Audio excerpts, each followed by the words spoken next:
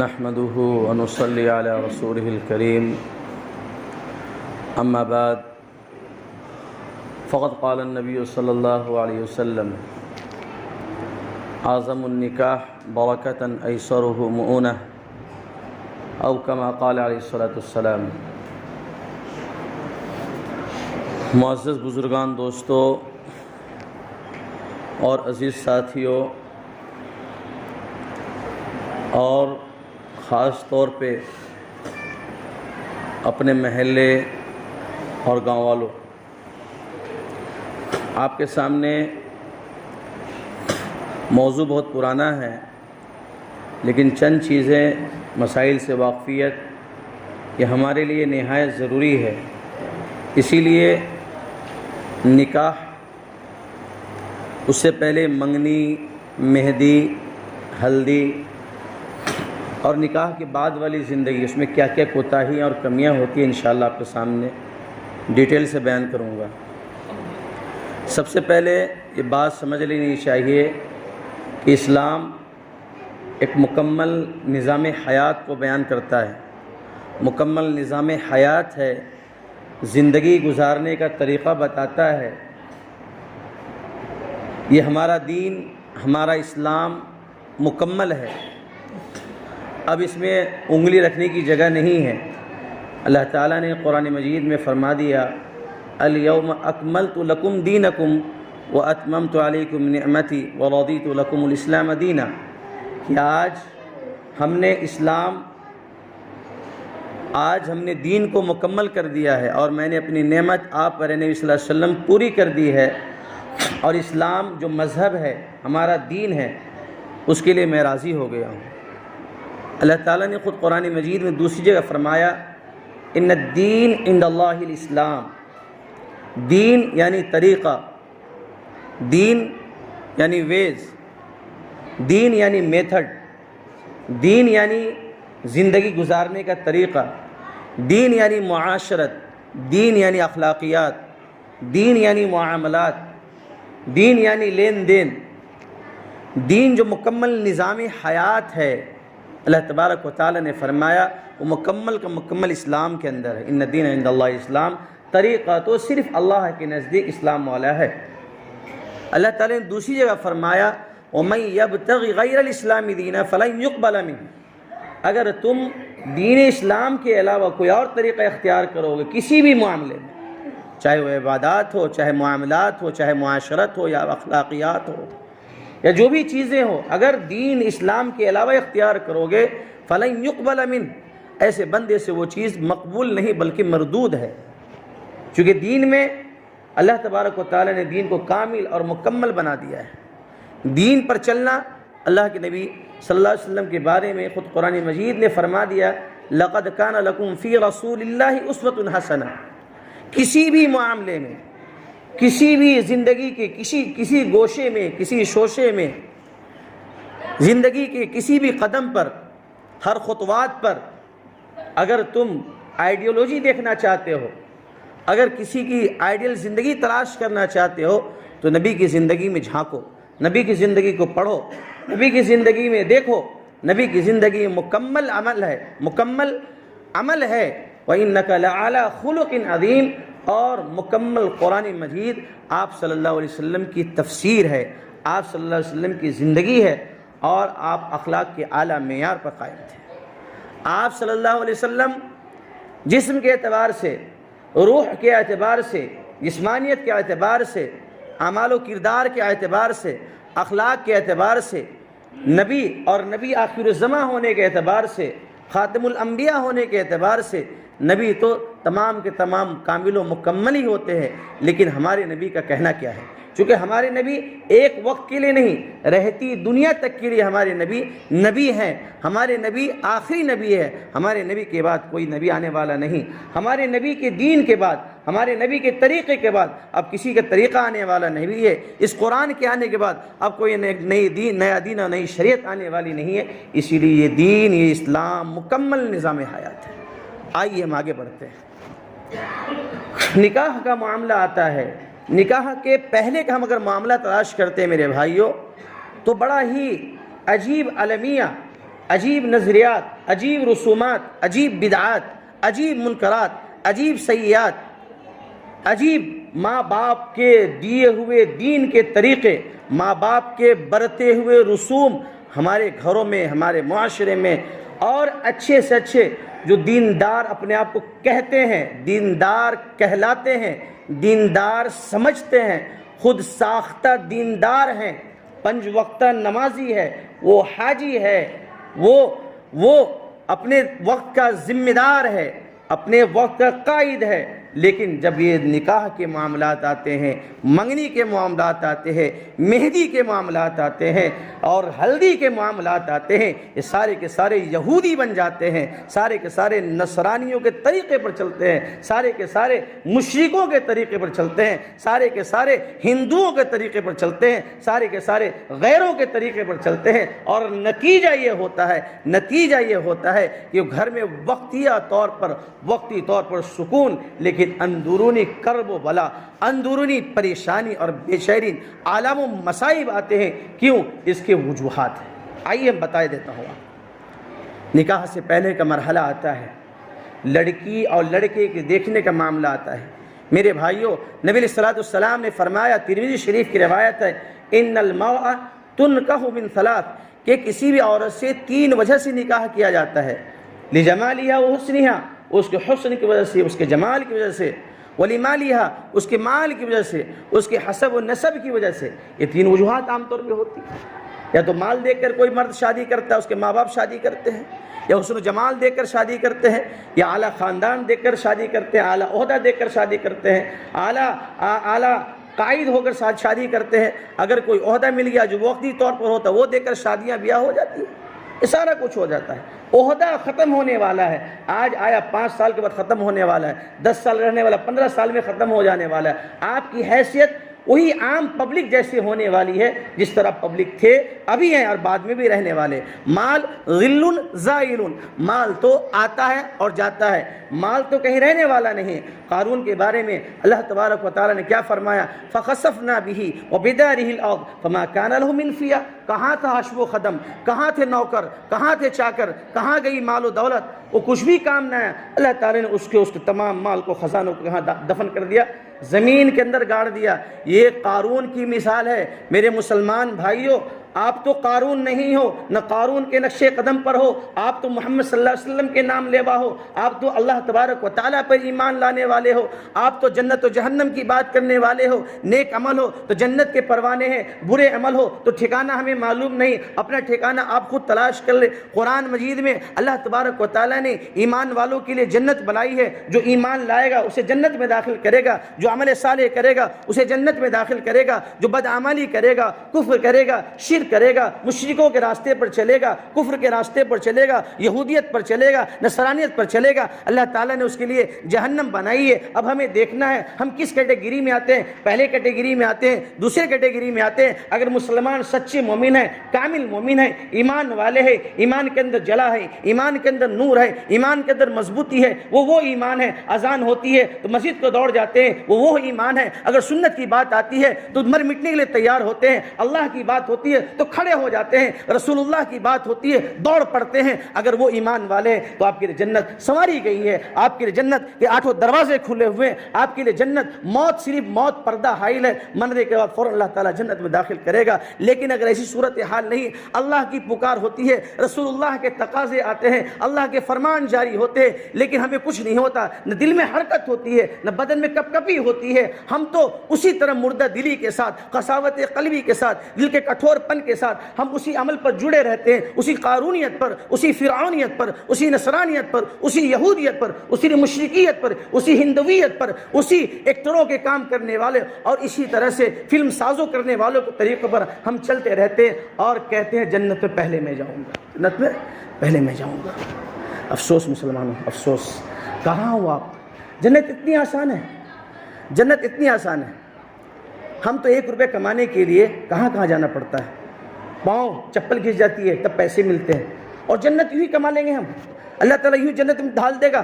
چلو بے ایمانوں جنتوں میں داخل ہو جاؤ، رسم و رواج کو پالنے والوں جنتوں میں داخل ہو جاؤ، بدعت کے غلاموں جنت میں داخل ہو جاؤ، سیئات کو فروغ دینے والوں جنت میں داخل ہو جاؤ، مالداروں مغنی میں خرچ کرنے والوں جنت میں داخل ہو جاؤ، غریبوں کو لرسانے والے، غریبیوں کو، بیٹیوں کو گھروں میں بیٹھانے والوں، اپنے مال کو بے تکا خرچ کرنے والوں، ان المبذرین کانوا اخوان الشیاطین، تم جنت میں داخل ہو جاؤ، اللہ یہ اعلان کرے گا؟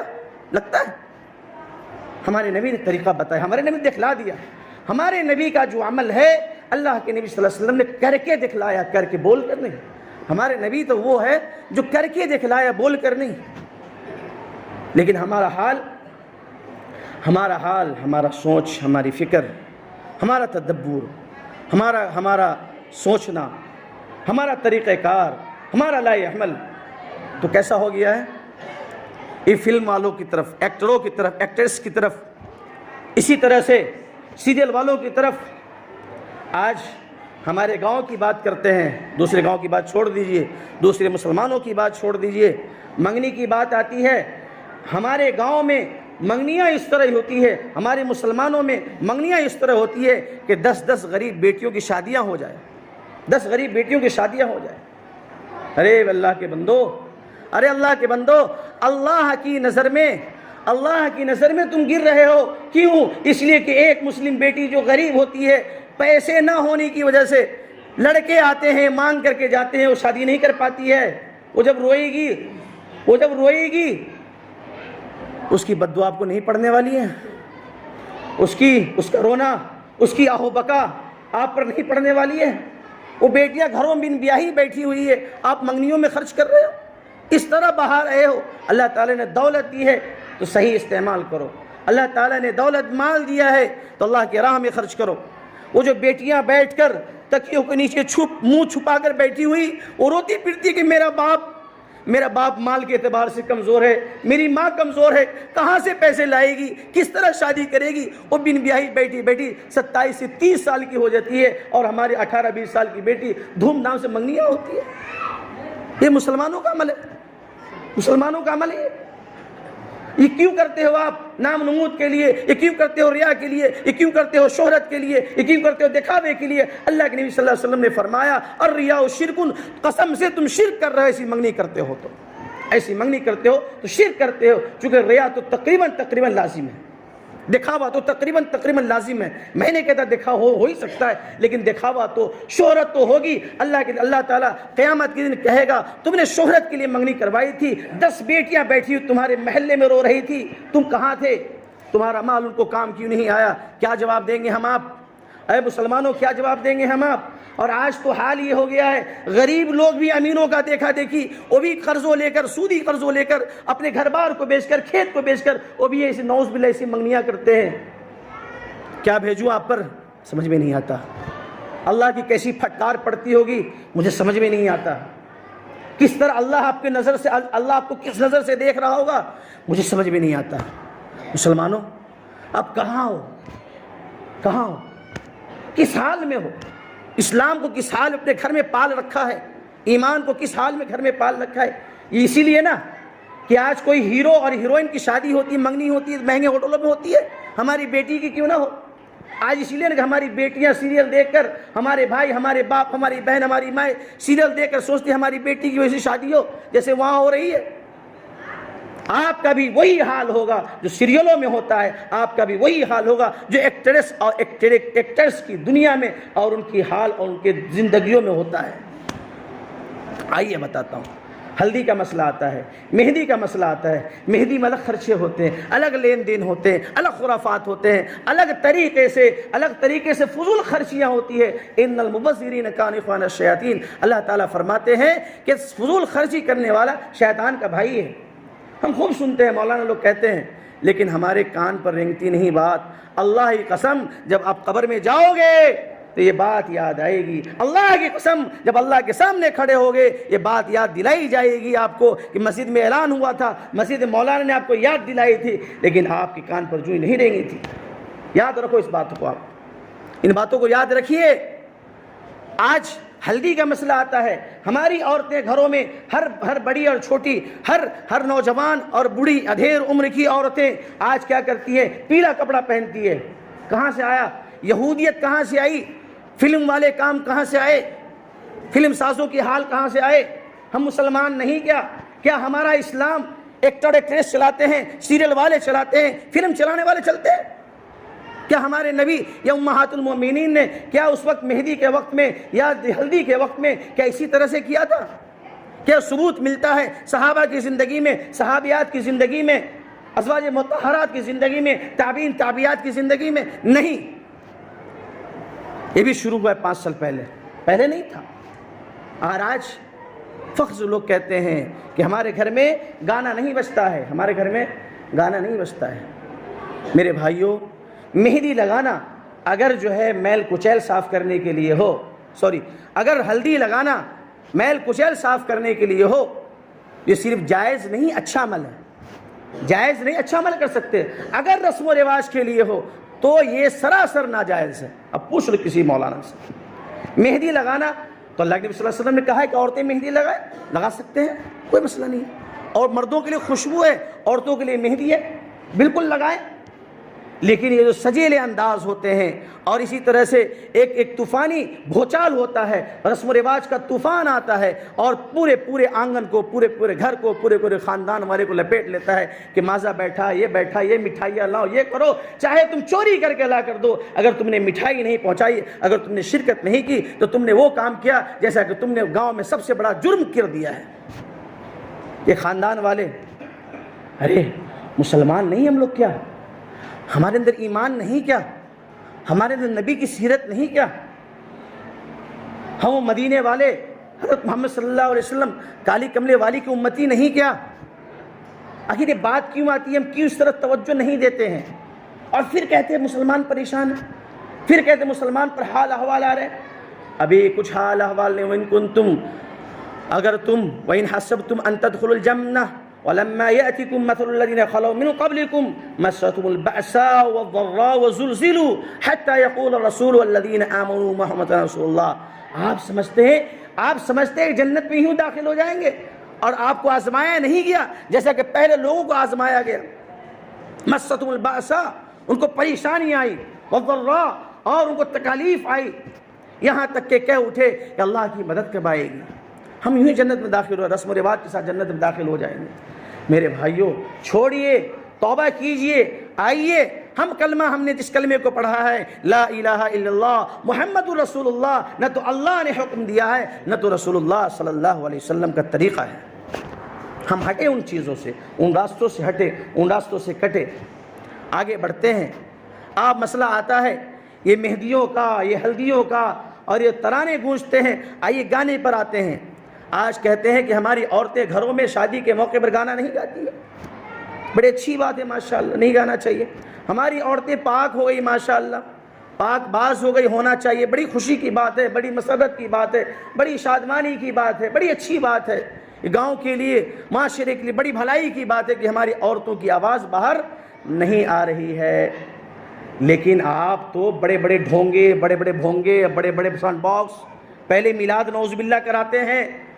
میرے گاؤں کے علماء کرام، آپ سن لیجئے، اگر آپ کو پہلے سے پتا ہو کہ اس گاؤں میں اگر ڈی جے بجے گا میلاد کے بعد، قسم خدا کی آپ ایسے میلادوں میں شریک نہ ہو. ایسے میلاد کرنا ناجائز ہے، حرام ہے.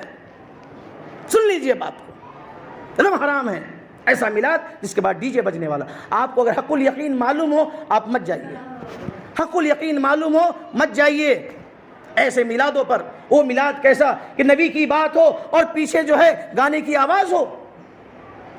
یا تو ہم بے حیا ہیں، یا تو وہ بے حیا لوگ ہیں جو ایسا کرتے ہیں. نبی کی آواز کو، نبی کی بات کی دھجیاں اڑا رہے ہیں، قرآن کی توہین کر رہے ہیں، رسول اللہ صلی اللہ علیہ وسلم پر کیچڑ اچھال رہے ہیں. میرے مسلمان بھائیوں، غیرت نہیں ہمارے اندر، شرم نہیں، حیا نہیں کہ نبی کی بات کراتے ہیں، مولانا کو بول کر مولانا کی توہین کراتے ہیں اور پھر ہم اس پر مولانا کو کیچڑ اچھالتے ہیں کہ مولانا غلط ہے، مولانا گئے تھے. آپ کے اندر غیرت نہیں، آپ کے اندر قرآن نہیں، آپ کے اندر نبی کی حمیت نہیں. ایک تو مولانا کو پھنساتے ہو، اب بعد میں اسی کی انگلی اٹھاتے ہو، یہ بھی ناجائز ہے، یہ بھی ناجائز ہے. ایک تو کام کراتے ہو اور پیچھے غیبت کرتے ہو. آج دوگھرا میں حال یہ ہو گیا ہے کہ ہر ہمہ شمہ آج ہر ایک مولانا کے پیچھے پڑا ہوا ہے. ہر ایک کچھ بھی اٹھا دیتا ہے، وہ غلط کر رہا ہے، وہ غلط. تم کیا کر رہے ہو؟ ہم پوچھتے ہیں آپ کیا کر رہے ہو؟ آپ کے اندر کیا بھلائیاں ہیں، لوگوں کے اندر، لوگوں سے آپ کو کیا فائدے پہنچ گئے، لوگوں کے کیا اخلاق سدھار دیے، لوگوں کو کیا ایمان بڑھا دیے، کتنے لوگوں کو نمازی بنا دیے، کتنے لوگوں کو جنت میں داخل کرا دیے، کتنے لوگوں کو ایمان پر آپ نے ایمان پر خاتمہ کرا دیا، بتائیے۔ آپ تو صرف انگلی اٹھاتے ہیں، زبان کھولتے، فلاں مولانا نے ناجائز کیا، فلاں مولانا جائز کیا، فلاں نے یہ کیا، فلاں نے، پورا کا پورا گاؤں اسی ملوث ہے۔ غیبت کرنا ایک گناہ خطرہ، ایک گناہ، مولانا کی غیبت کرنا ڈبل گناہ ہوتا ہے، کوئی بھی ہو۔ چونکہ مولانا کی حالت یہ ہوتی ہے، اگر وہ کسی وجہ سے جہنم میں جانے کے راستے پر آ گیا ہو، لیکن اس کی 100% کوشش ہوتی ہے کہ ہمارا نبی کا کوئی بھی امتی جہنم میں جانے والا نہ ہو بلکہ جنت میں جانے والا ہو، اس کی فکر ہوتی ہے ہر مولانا کی، چاہے وہ ناجائز کام کر رہا ہو، لیکن ہاتھ دھو کے پڑے رہتے ہیں۔ آئیے گانے کی بات کرتے ہیں میرے بھائیوں۔ آج ہمارے گھروں میں گانے نہیں ہو رہے ہیں، لیکن بڑے بڑے بھونگے لگا کر اور اسی طرح سے بڑے بڑے ڈی جے لگا کر اس میں 3 گناہ کماتے ہیں۔ 3 گناہ سن لیجئے گا بات غور سے، میں آپ کو بتا دیتا ہوں۔ ایک تو گانا سننے کا گناہ، دوسرا گانا سنانے کا گناہ، تیسرا گانے سے کسی کو تکلیف ہو رہی ہے اس کا گناہ۔ ایک گناہ سے، ایک گانے سے 3 گناہ ہو رہے، 3 گناہ آپ کما رہے ہیں، نعوذ باللہ من ذالک۔ ایک تو سننے کا، دوسرا سنانے کا، اور تیسرا کوئی بیمار ہو، کوئی پریشان حال ہو، آپ کو اس گانے سے تکلیف ہو رہی ہو، کس کے نیند میں خلل ہو رہا ہو، اللہ کی قسم، خدا کی قسم، وہ ناجائز ہے، حرام ہے، حرام۔ پوچھ لیجئے، کہیں سے فتویٰ پوچھ لیجئے آپ۔ تو پہلے والا گانا تو اچھا تھا، تھوڑے بس چند لیڈیز گا لیتی تھی، اب تو 3 گناہ کما رہے ہو۔ اب ماشاءاللہ گناہ کمانے میں اب کیا ہو چکے ہو، ترقی کر چکے ہیں، اب آپ گناہ کمانے میں ترقی کر چکے ہیں، اور فخر کرتے ہیں ہمارے گھر میں، ہمارے گاؤں میں، ہمارے رشتہ داروں میں گانا نہیں ہوتا۔ میرے بھائیوں، گانا چاہے خود گائیے، گانا چاہے ہماری عورتیں گائے، گانا چاہے مائک گائے، گانا چاہے ساؤنڈ گائے، گناہ تو برابر ہے۔ اس لیے میرے بھائیوں، ایسے گانوں سے اب لوگ کہتے ہیں کہ نبی علیہ الصلوۃ والسلام نے فرمایا شادی کا اعلان کرو، تو نبی نے یوں فرمایا گانے کے ذریعے اعلان کرو، نبی نے یوں فرمایا ڈی جے کے ذریعے اعلان کرو، نہیں۔ نبی علیہ الصلوۃ والسلام نے فرمایا اعلنوا النکاح واجعلوه فی المساجد، جمعہ کے دن نکاح پڑھوائیے، مسجد میں پڑھوائیے۔ ابھی تو مسجد کی سنتیں ختم ہو گئی ہے، مسجدوں میں نکاح کرنا تو تقریباً ختم ہو گیا۔ چھوٹا سا پنڈال باندھتے کھیتوں کے اندر، وہیں مولانا کو بلاتے ہیں، وہیں گولیاں چھڑاتے ہیں، پٹاخہ چھوڑتے ہیں، اور سارے گاؤں والوں کو بتا دیتے ہیں کہ ہم نے جو ہے ناجائز طریقے سے نکاح پڑھوا دیا ہے۔ توبہ توبہ توبہ۔ ارے میرے بھائیوں، نبی کی سنتوں پر آ جاؤ۔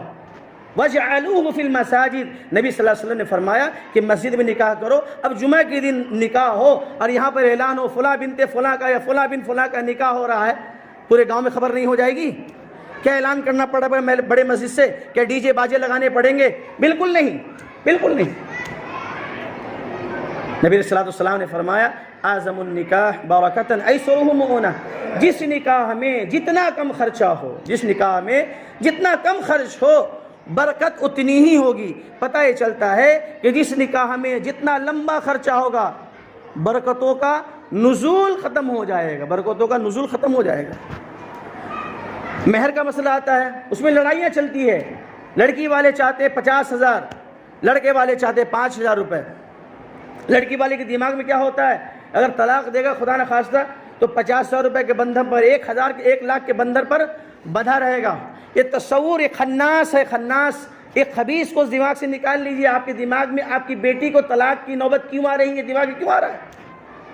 کیوں آ رہا ہے دماغ میں کہ آپ کی بیٹی کو طلاق ہو جائے گی، آپ 1 لاکھ کے نکاح کے مالک ہو جائیں گے، 1 لاکھ مہر کے مالک ہو جائیں گے؟ نبی علیہ الصلوۃ والسلام نے فرمایا یسرا صداق، کہ معمولی مہر رکھو، معمولی مہر، اتنا مہر رکھو کہ لڑکا اس کو برداشت کر سکے۔ لڑکے کی حیثیت 5,000 کی ہے، اب 50,000 باندھ دیتے ہو تو مرتے ہو تو معافی مانگے گا ہی۔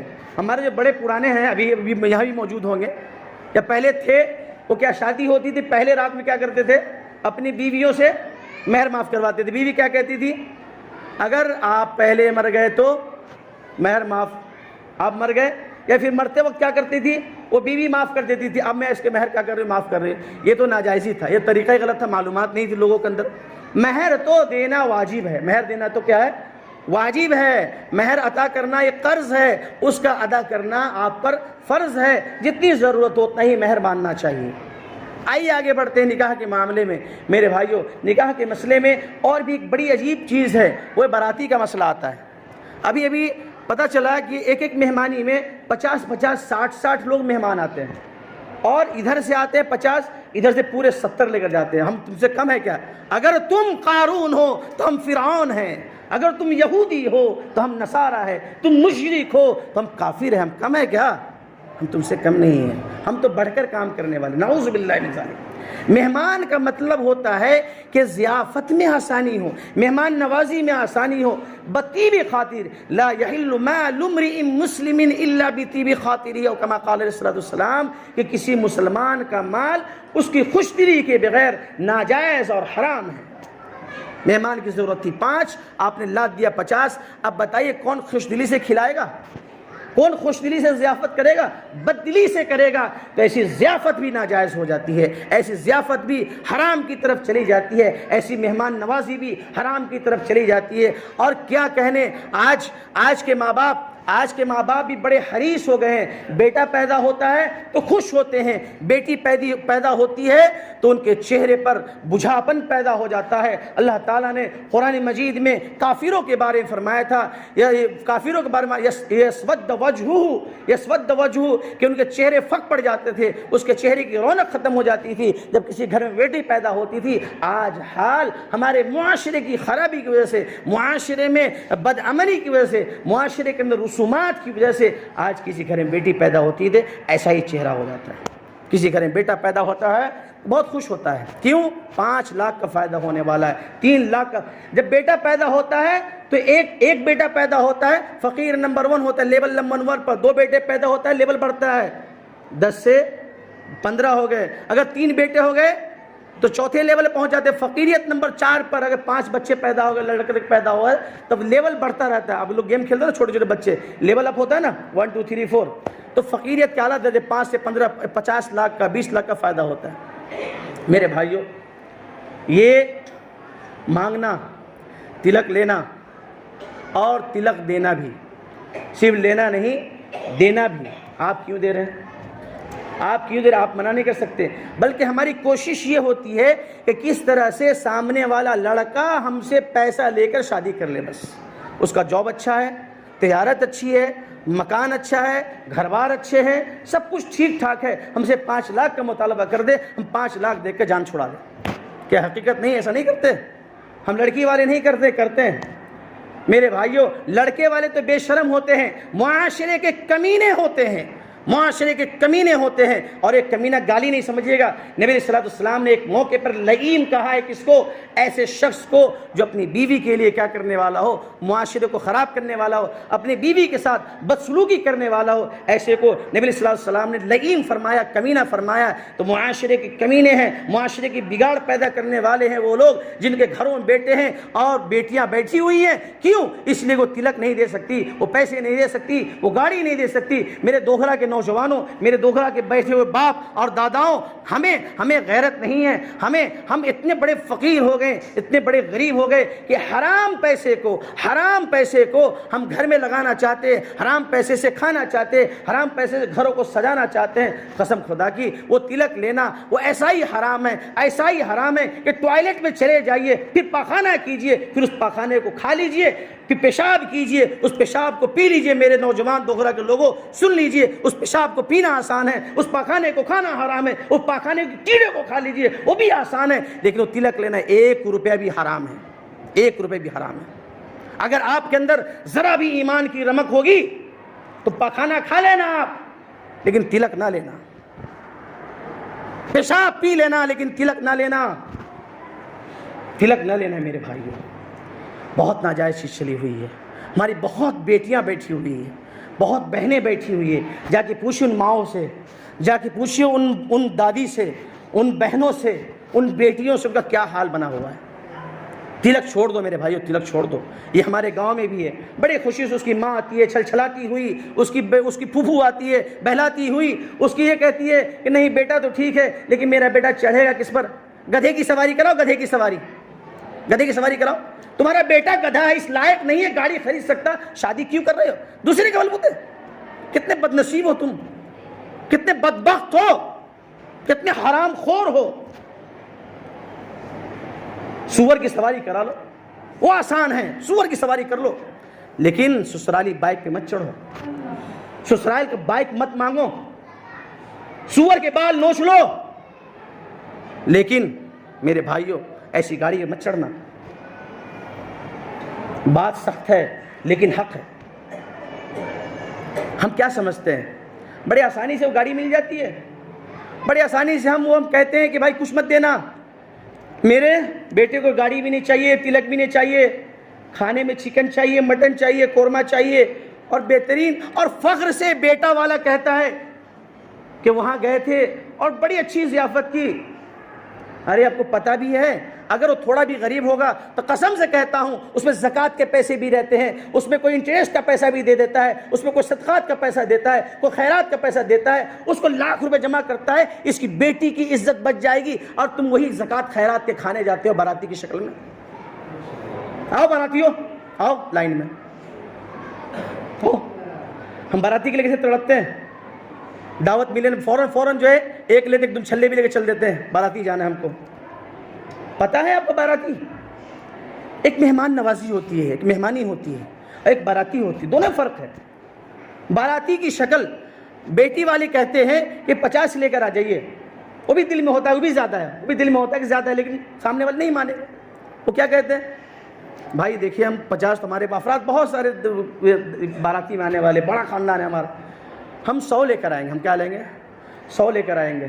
جب باراتی جاتی ہے تو 150 جاتی ہے. میرے بھائی یہ کیسا کھانا ہے؟ ارے گھر میں پکانا کھا لو لیکن رویا ہوا کھانا مت کھاؤ. اے باراتیوں، صرف کھانا کھانے کے لیے جاتے ہو، ایک پیالی چاول ڈالتے ہو، اس پر 2 لب جو ہے گوشت ڈالتے ہو، یہ بھی جائز نہیں ہے، یہ بھی جائز نہیں ہے. ہم نے دیکھا ہے تھوڑا سا چاول ڈالیں گے اور فل بوٹیاں ڈالیں گے اور چھوڑ کے آ جائیں گے. یہ جائز ہے؟ آپ اپنے گھر میں ایسا کرتے ہو؟ باراتیوں پر ایسے کرتے ہو؟ اب چھوڑتے اپنے گھر میں کھانا برباد کرتے ہیں؟ نہیں کرتے ہیں. یہ کہاں سے جائز ہو گیا؟ یہ تو باراتی جانا ناجائز، دوسرے کا زبردستی مہمان بننا ناجائز، کھانے کو برباد کرنا ناجائز، باراتی کا خرچہ وہ ناجائز، سارا کا سارا ناجائز ہے. اور پھر ہم سینہ چوڑا کر کے آتے ہیں، ہم تو بہت اچھا کھانا کھا کر آئے. اور کچھ بد نصیب ایسے بھی ہوتے ہیں، اس کھانے میں انگلی اٹھا کر آتے ہیں کہ نمک زیادہ تھا، اس میں ٹیسٹ نہیں ہے، اس میں ٹیسٹ نہیں ہے. ہائے ہائے ہائے. ارے نبی کی صفت پر آ جاؤ. نبی کا حال تو یہ تھا، نبی نے فرمایا کہ کھانا پسند ہے تو کھا لو، نہیں پسند اٹھ کے چلے جاؤ. لیکن وہاں بھی برباد کر کے آتے ہیں، وہاں بھی لڑکی والوں کی عزت نیلام کر کے آتے ہیں. ارے آپ عہد کیجئے، اگر آپ کے بیٹوں کی شادی ہو اور یہ کہتے ہیں لوگ معاشرے والے کیا کہیں گے، خاندان والے کیا کہیں گے، سماج والے کیا کہیں گے، پنچ والے کیا کہیں گے، ارے ہمارے گاؤں میں زنا ہو رہا ہے، بدکاریاں ہو رہی ہے، لوٹ مار ہو رہی ہے، ظلم ہو رہا ہے، نفرت پھیل رہی ہے، محبت کچھ نہیں ہے، لوگوں پر ظلم کیا جا رہا ہے، ناجائز طریقے سے ستایا جا رہا ہے، برباد کیا جا رہا ہے، زمین ہڑپی جا رہی ہے، پریشان کیا جا رہا ہے، مدرسے میں پڑھائی نہیں ہے، تعلیم نہیں ہے، مدارس میں اسلامیہ میں ایجوکیشن نہیں ہے، اس طرف کو دھیان نہیں جاتا. باراتی کے لیے بہت پورا پنچ جڑ جاتا ہے، پورا سماج جڑ جاتا ہے. افسوس مسلمان کہلاتے ہیں. دوغرا والے ایسے کریں گے. جو ناجائز ہے اس پر تو سارے محلے والے، سارے گاؤں والے جٹ ہو گئے. باراتی کیوں نہیں جائے گی، مٹھائی کیوں نہیں آئے گی، مازا کیوں نہیں بیٹھے گا. مولانا لوگ تو بولتے رہتے ہیں، مولانا لوگ تو نہیں میرے بھائیوں نہیں، یہ چھوڑ دو. مولانا لوگ بولتے رہتے ہیں. ہم نے کہہ دیا ہے جب بھی ایسا کرنا تو یاد رکھ لینا پاخانے کو، یاد رکھ لینا پیشاب کو، یاد رکھ لینا سور کی سواری کو، یاد رکھ لینا. ایسا مت کرنا، یاد رکھو بات کو. آپ اب بھول جاتے ہو. انشاءاللہ امید ہے اللہ کی ذات سے میں مسجد میں بول رہا ہوں، آپ کو ضرور یہ بات یاد رہے گی، ضرور یہ بات یاد رہے گی. یہ باراتیوں کا نظام تھوڑا اس کو ڈاؤن کیجیے. ختم کرنے اکثر مشکل ہو جاتا ہے. چلو ٹھیک ہے آپ کی بات جانتے ہیں. اگر 100 کی بات ہے، اگر لڑکی والے نے 100 کہا ہے تو آپ 70 لے کر جاؤ. اگر لڑکی والے نے 70 کہا ہے 30 لے کر جائیے. ہم کیا کہتے ہیں کہ فلاں روٹھ جائے گا، فلاں روٹھ جائے گا. ارے نماز چھوڑتا ہے تو آپ کو تکلیف کیوں نہیں ہوتی ہے؟ کیوں نہیں تکلیف ہوتی ہے؟ زکوٰۃ نہیں دے تکلیف کیوں نہیں ہوتی ہے؟ اگر کوئی چوری کر رہا ہے تکلیف کیوں نہیں ہوتی ہے؟ اس کے لیے روٹھ کیوں نہیں جاتے آپ؟ نبی کی نافرمانی کر رہا ہے کیوں نہیں روٹھ جاتے؟ اللہ کی سراسر نافرمانی کر رہا ہے کیوں نہیں روٹھ جاتے؟ اگر باراتی نہیں جائے گا، روٹھ جائے گا تو ہمارا کیا بگڑ جائے گا؟ یاد رکھیے حدیث شریف میں آتا ہے، حدیث شریف میں آتا ہے کل کائنات راضی ہو جائے، اللہ ناراض ہو تو کائنات کی پرواہ نہیں، کل کائنات ناراض ہو جائے اللہ راضی ہو، کائنات کی پرواہ نہیں، گاؤں والوں کی پرواہ نہیں، سماج کی پرواہ نہیں، باپ کی پرواہ نہیں، ماں کی پرواہ نہیں، اور میرا رب راضی ہے، اور میں رب ناراض ہے، اور تمام کائنات راضی ہے، ایسی رضامندی سے کچھ نہیں ہونے والا۔ یاد رکھیے اس بات کو یاد رکھیں گے، آپ کو آسانی ہو جائے گی، آپ کو سمجھ میں آ جائے گا بارات کا مسئلہ کیا ہوتا ہے۔ اب شارٹ میں میں سمری کرتا ہوں اپنے اسپیچ کی، وہ یہ ہے کہ نکاح میں کم سے کم خرچہ کیجیے، نکاح میں کم سے کم خرچہ کیجیے، مہمانوں کو کم سے کم لے جائیے، مہندی ہلدی کے رواج کو ختم کیجیے، تلک کے رواج کو ایک دم نیست و نابود کریے، بت ہے توڑ دیجیے۔ اسی طرح ایک اور چیز چھوٹ گئی ہے، وہ ڈالی ہاری کا بھی مسئلہ آتا ہے، وہاں پر ایک بیچارہ لڑکی والا بس وہ بکری بن کے آیا رہتا ہے، بکری بن کے آیا بیچارہ، کیا کرے، جو زبردستی کا رومال، زبردستی کے پیسے، زبردستی کے مسافے، یہ سارا کچھ ہوتا ہے۔ ارے وہ بھی حرام ہے بھائیو۔